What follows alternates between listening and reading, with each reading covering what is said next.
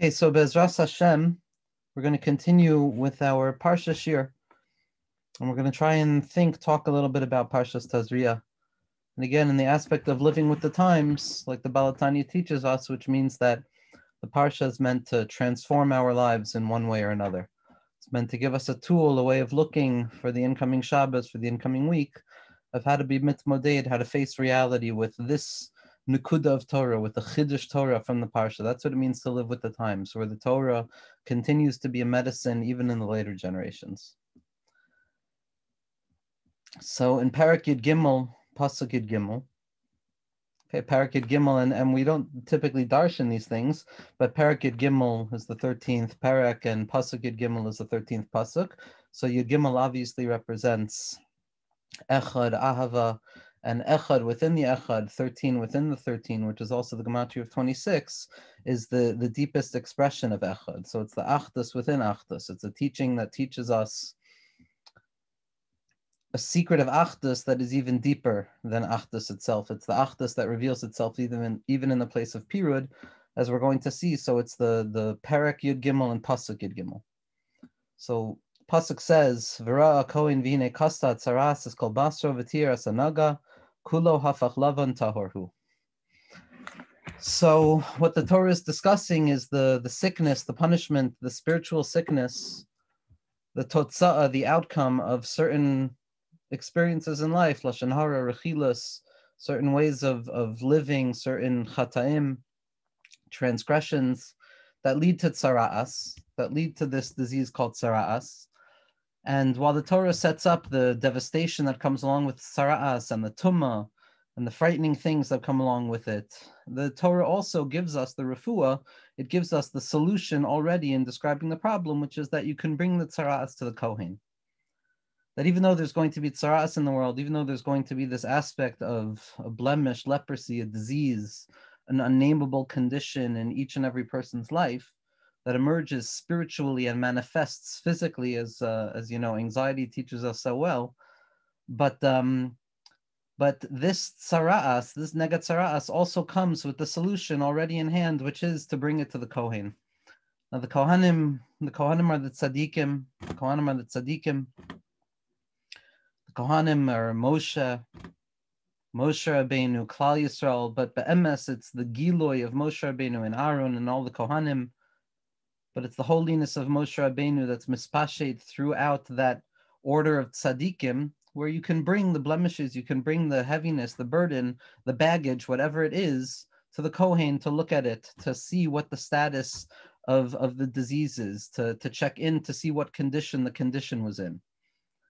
And the Kohen Gadol, this Kedusha of Re'iyah HaKedusha, of a holiness, of a way of seeing, of a way of looking at the world that doesn't see tzara'as, that recognizes there's tzara'as, there's a blemish, there's a sickness, everybody is sick. But be'emes, within the sickness, there's also a cure. Within the sickness, there's also health. And it's the koyach of the Kohanim HaGadolim, the Tzadikei Emes, the Tzadikei Yesod Olam, who have the ability to see the sickness of an individual, to see the sickness of a generation, to see the sickness of a world, and to be melamed schus on that, to teach us how to see good in the world. How with all of the bilbulim and all of the different saras of our lives, that be'emes, there's a way towards tahara. Sometimes you might have to be bebedidus, sometimes a person has to undergo the process in which tsaras is dealt with, different variations of tsaras, and different punishments, so to speak, and tikkunim and different things. But ultimately, the koyach of the Kohen is to only see good. Is to only see good, like Rav Kook Schusio Genalenu teaches us, the Kohen Gadol, that the Kohanim were not allowed to look at Misa. They were not allowed to be matava themselves to Misa, because the Kohanim, the tzaddikim, are those idealists, those holy idealists who see the world as it should be, and in truth as it is at that very moment. They see the world in the holiest, most refined way imaginable. There's no shvira, like the tzaddikim teach us, by the eyes of the Kohanim Hagadolim, the eyes of the Tzaddikei Yesod Olam. There's no shvira. Sure, there's a tzaras, it's a nega tzaras, and there's richuk, and there's kiruv, and there's all of the tikkunim and the bilbulim, but be'emes, the job of the Kohen is to be metaher that tumah, to be megala, that it's only by descending into the possibility of tumah that a person could be megala, the truest form of tahara, which is the koyach of the Kohen Gadol, of the Tzaddik Yesod Olam, to not only see Kedusha and pure holiness, but to see the possibility of a descent into distortion and impurity, and to descend into those particulars and to say, no, even though there's a tsara'as here, a tsar tough, the pain of that level, that pain of that level of tough, of the lowest possible expression of the Aleph Beis, those 400 men of Esav, that pain that emerges when a person experienced the tsara of tough, the lowest possible experience of pain associated with the tough, the lowest letter.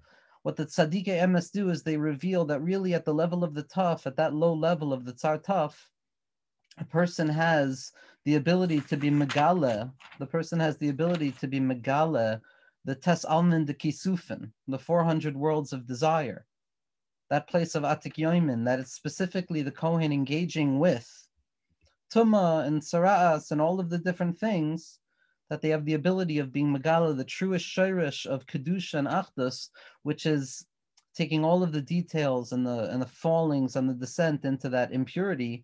The Kohen is able to be megala that in truth, it's all part of an Achdus HaKoleles.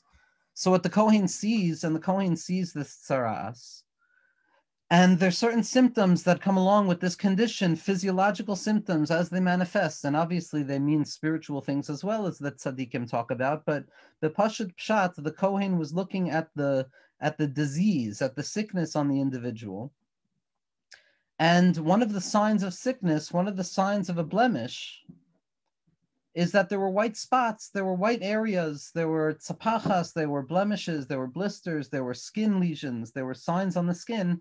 And one of the marks of impurity was the whiteness. And so the pasuk comes along over here in pasuk Yud Gimel, and it says, so what happens when the entire body turns white? When the entire body of the blemish turns white? It's not just spots of white.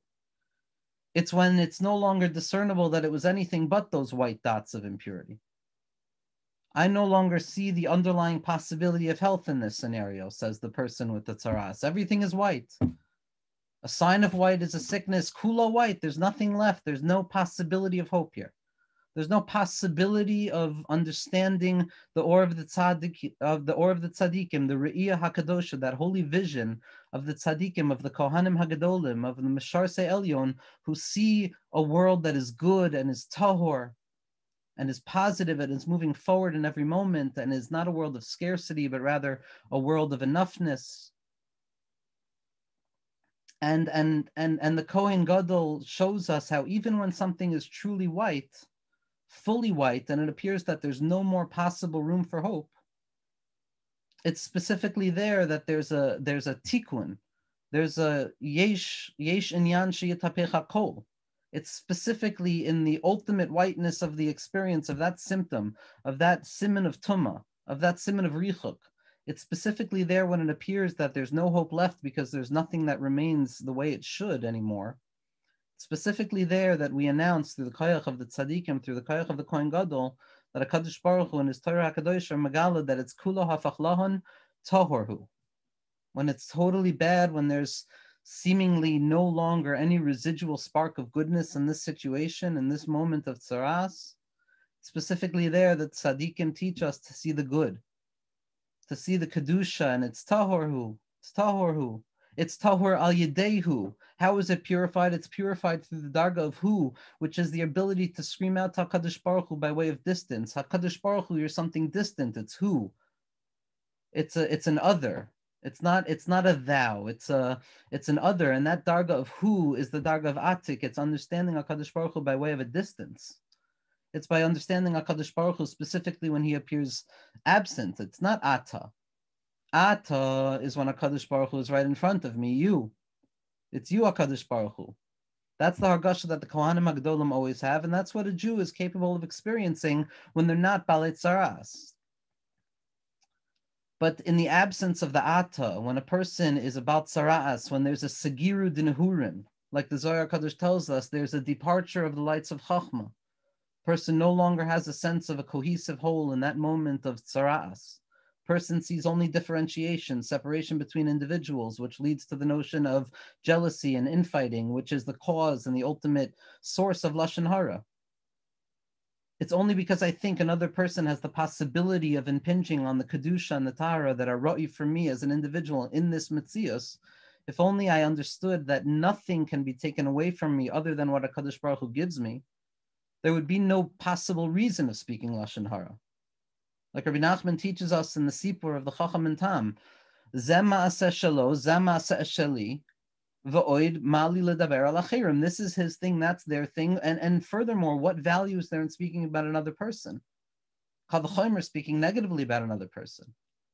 That only happens when a person feels distant and separate and singular in relationship to the other, to the friend, to the nakuda of a friendship, of a spouse, of a rebbe, of Torah, of whatever it is. With the wisdom of Chachma, with the Re'iyah of the Kohanim, everything is singular. I might not be the same as the other person, but what good would it be to talk about another person? Like the tzaddikim say, what could I possibly lose by judging the situation favorably? What can I possibly lose out on in this world by not choosing to see the good in this moment?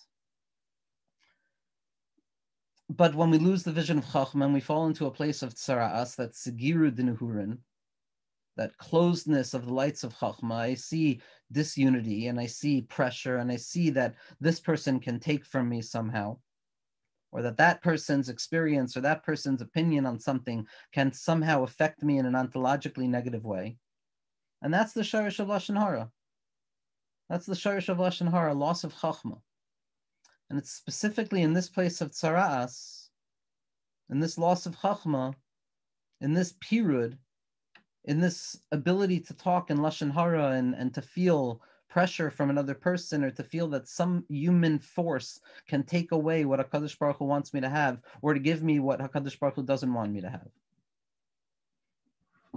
That shirish of Lashon Hara, the Kohen Gadol comes and he fixes it. So what does it mean to be kulo hafach lavan? Now, kulo hafach lavan in this context seemingly implies that there's no remainder of holiness. There's no remainder of holiness. It's something that is completely devoid of spirituality. There's no possibility of redemption in this moment. And so this idea, which is obviously an unfathomable concept, how could there ever be something that is devoid of the light of HaKadosh Baruch Hu entirely? We spoke about this by Amalek. As Rav Tzadok says, the entire joke of Amalek is the notion that there could possibly be some entity that exists but without any connection to godliness. And therefore, the erasure of Amalek is the recognition that there could never be such a thing that is devoid completely of the animating light of HaKadosh Baruch Hu. And when I realize that, I'm mevatel Amalek, because I realize that Amalek can't exist. It's an impossibility. And so too, complete sara'as, complete tumah without the possibility of tahara is obviously an impossibility at the get-go. That's axiomatic. But in appearances, it appears that this situation of kulo hafach lavan, it's entirely bad. Now there's a machlokes, or seemingly machlokes in the Mekubalim. It's obviously not a machloket. It's obviously not a machlokes, but it's an elu ve'elu divrei Elokim chayim, as we're going to see from the Leshem. But as we know, there's 50 gates of understanding in the world. There's 50 pathways of experience in each and every scenario, 50 strengths of the soul, 50 ways of looking, of understanding one thing from another, of entering into experience at any given moment. And we're told that all of them were given to Moshe Rabbeinu except for the 50th one, or lacking one. And we also know that there's a spiritual principle, at least on a revealed level, that Zel umat Zeh Asa Elokim, that HaKadosh Baruch Hu, when it comes to the expression of holiness in this world, it needs to come about by way of a resistance that comes about from a seemingly oppositional force of negativity. That tnuah, that movement that comes about specifically in the confrontation between the possibility of seeing HaKadosh Baruch Hu in this world and the possibility of there being something opposite of HaKadosh Baruch Hu, that's the way Bechira is set up, so that there appears to be Zeh umat Zeh. There's equal footing to good and evil in the world. Now that's an appearances, obviously, as we're going to see. But just as there are 50 gates of understanding on the side of good, there's also something referred to as 50 gates of negative. The Nun Shari Hatuma. The Nun Shari Bina are associated with Tahara. They're associated with holiness, ways of entering into holiness, and corresponding to that, there's also nun shari tuma. And the question ultimately is, just as we have on the side of holiness a 50th level of understanding, which is inaccessible, that 50th gate of Tahara, which is the essence, so to speak, which is perpetually beyond our grasp, yet infinite in all forms of infinitude. That experience of the Shar Hanun, which is the experience of the Keser, which is the experience of Atik and Radla, and the highest level of understanding, ultimately, that Tachlis Hayadiyah Shalei Neda, that ultimately it's a Hasaga B'derach Shlila, that Shar Hanun, which gives us what we're yearning for by way of not having it. And just as that 50th gate of holiness is associated with the highest rung that we can possibly reach on a certain level, so too, correspondent in negativity, there would be such a concept of the 50th gate of impurity. Some standalone entity, God forbid, some separation in the source, some actualized form of evil or negation. And so according to the Ramak, according to Rav Moshe Kodovaros, Chusei Hagan Aleinu, in the Pardes Harimonim, so there seems to be something referred to as the 50th gate of impurity. Whether it's associated with Amalek, whether it's associated with something else unfathomable or so abject that a person can't think about it. There's a 50th shar of impurity. And this is what's explained when the Jewish people were stuck in Mitzrayim, v'lo yachlu lehitma'ameya, and they couldn't tarry. They couldn't wait any second longer. They had to run as fast as they could. Why? As the Or Chaim points out, that Klal Yisrael were on the 49th gate of impurity when they were in Mitzrayim, in that concealment, in that place of tzara'as, in that absence of chachma, in that place of badad yashav, in the midbar, prior to the acceptance of the Torah, in that place of wilderness, of lost and bewildered wanderings, that bedidus, that isolation, that separation, etc., etc. Had they tarried any longer, they would have descended into the 50th gate of impurity, and they would have never been capable of ascending out of it. And so, according to the Ramak, it seems that there is such a thing as the 50th gate of impurity. That a place where the Jewish people would go down to and they wouldn't be able to return, God forbid. A place so low, so impure, so deficient that they wouldn't be able to fix themselves. Comes along the Vilna Gaon, Chusei Hagan Aleinu. And the Vilna Gaon says, obviously with all prerequisite, modes of recognition of the tradition and the godless of the Ramak, and how careful a person would ever have to be to even talk about the Ramak in a way that there was a machlokas. But what the girl points out is that there's not a 50th shar of Tumah. There's not a 50th shar of Tumah. Because how could it possibly be that there could be a standalone entity, a level of experience that is irredeemable, a moment in one's life that is not deeply and inherently fixable? How could it possibly be that there could be a wasteful moment in this world? How could it possibly be that equivalent to the level of kedusha and bittul and self-nullification that one experiences when they come to the recognition that they can never know anything at all, that shar nun of bina, that shar nun of tahara, how could it possibly be that there's a co-occurrent force in negation on that level? No matter how high along the rungs of the spiritual progression goes, on the level of tzimtzum and kav even. Yes, the kav and the tzimtzum expression and regression are on equal footing on a certain level, but always the light is chesed and or. So how could it possibly be that there could be this notion of negation, this notion of a place that is devoid of the light of HaKadosh Baruch Hu? And comes along the Leshem Shvei V'Achleima,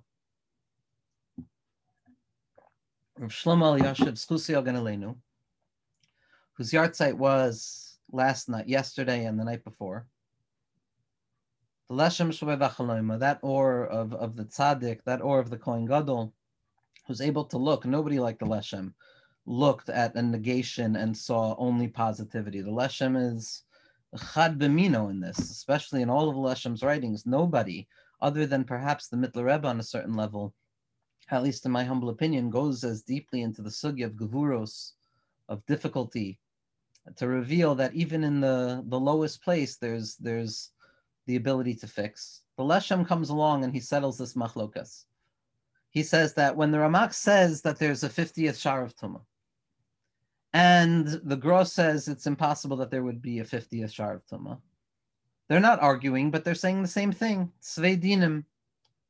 Svei dinim, it's two expressions of the same ultimate truth, which is that there is and there isn't the 50th shar of impurity.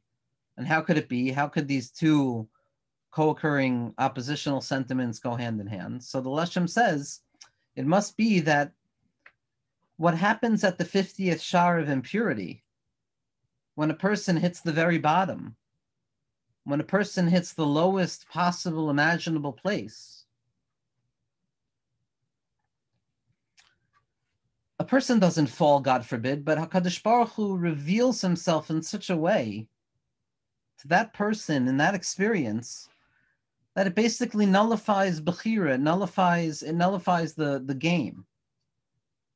HaKadosh Baruch Hu would reveal himself in such a revealed way,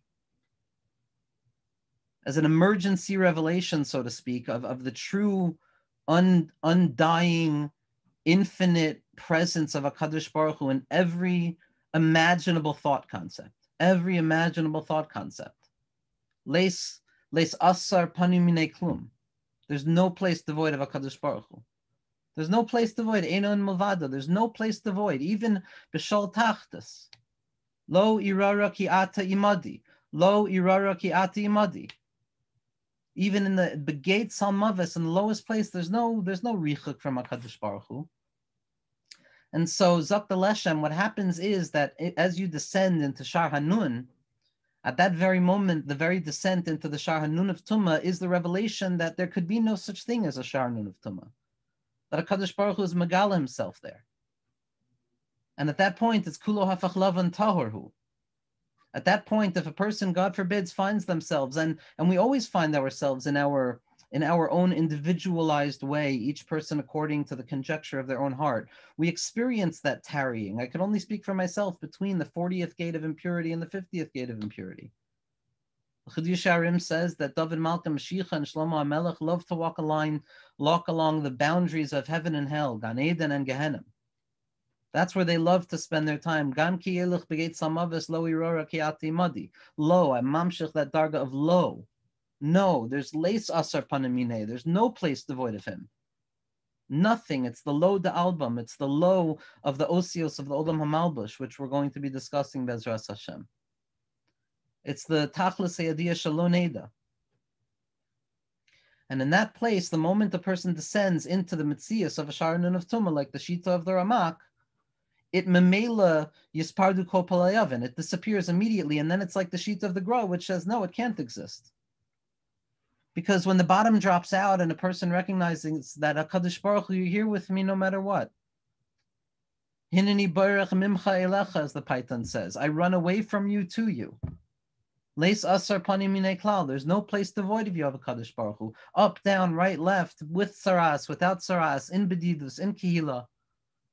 That HaKadosh Baruch Hu is with a person no matter where they find themselves. And at that low place of Shar Nun de Tumah, it's miskala that at that point the bottom drops out and all it is HaKadosh Baruch Hu. And in that moment it's Huva Elakoyin and it's Kulo Taharhu. When a person finds themselves there, they recognize very immediately that HaKadosh Baruch Hu is everywhere. There's no escaping HaKadosh Baruch Hu. Like Rabbi Nachman taught us that the Iker is Mebeten Sha'ol Sha'avasi. I cry out to you from the abyss, HaKadosh Baruch Hu. I cry out to you from that place. And again, HaKadosh Baruch Hu should help us on every single level of Machshava, Dibur, and Maisa, spiritual and physical, to allow those nekudos and pockets of experience in one's life, which are described, relatively speaking, using the spiritual terms as Memta Sharituma, Nun Sharituma. Halavai, it should be the simplest and the least negative experience imaginable. But we already know from Chazal, Ad Teichan Tachlis HaYisurin. What is the irreducible remainder of Yisurin? What is the lowest possible measure of Yisurin that a person can experience this b'china of falling down into the Sharnun of Tumah to reveal that HaKadosh Baruch Hu is also there? A moment of Yisurin is when I want one thing and I don't find that thing. That's enough to make a Jewish person in this world go crazy. And that should be the nun sharitum of a person's life. Halavai, a person has to continue, and we have to continue going lamala lamala. The ikr is always to go lamala lamala. It's never a question of yurida. There is no yurida. There's just yurida within an aliyah. An yurida that's megala an aliyah. Or yurida that can take infinite centuries or however long it takes for that yurida to be matukan, but everything is going to be matukan. There's nothing that's not matukan.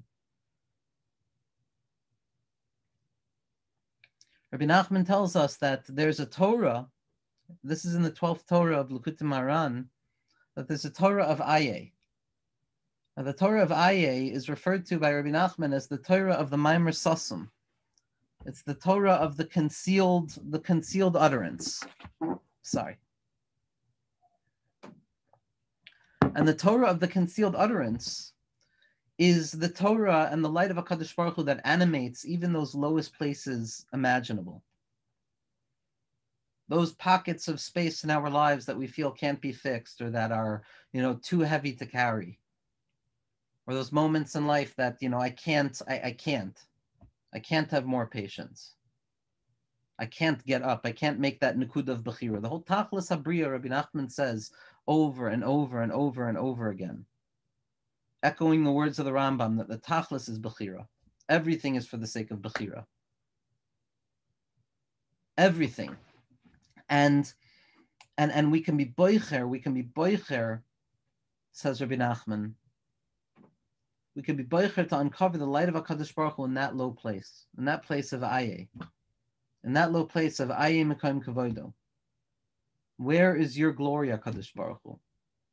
Where is your glory? A person falls into those nun shari tumah in their lives. A person falls into those moments of kulo hafach lavan, and they think they're lost and they think everything is over. Unbeknownst to them, that's the opportunity to reveal that tahor hu, that through the light of hu, through that light of HaKadosh Baruch Hu's elevation, we have the ability to be megala that HaKadosh Baruch Hu is there. Aye mekom kavodo. And the way to find that light is to bring it to the Kohen. The way to find that light is to scream out to HaKadosh Baruch Hu. To scream out to HaKadosh Baruch Hu, where are you in this moment, HaKadosh Baruch Hu? Like Rav Tzadok HaKohen Melublin teaches us in the Likutei Amarim, that the very notion that HaKadosh Baruch Hu is absent in this moment is already the cry out to HaKadosh Baruch Hu to reveal himself, and in that moment HaKadosh Baruch Hu was revealed. Like Rabbi Nachman teaches us that Kushya is the Roshei Tevos of Shema Hashem Kol Yakra. That HaKadosh Baruch Hu, hear my voice, I'm crying out to you. And in that moment is Kulo Hafach Lavan. In that moment of screaming out, Aye Mekom Kavodo, bringing it to the Kohen and saying, it's all white. It's all white. Chazal used this Gemara to teach us that Ben David doesn't come until there's absolutely nothing left in certain areas. Until there's absolutely nothing left. Malchus. Until there's absolutely nothing left. And the proof text towards that is this pasuk of Kulo Hafach Lavan Tahorhu. In the moment that it appears most dark, that's the moment that the light is going to be revealed. At that moment. That's the raya. The raya that Mashiach ben David is only going to come at that very last moment. When things appear to be irredeemable, where things appear to be Kulo Chayav. At that moment, we have the ability to uncover that in the deepest recesses of Kulo Chayav, is the screaming voice that cries out from every aye and sai, which is kulo zakai.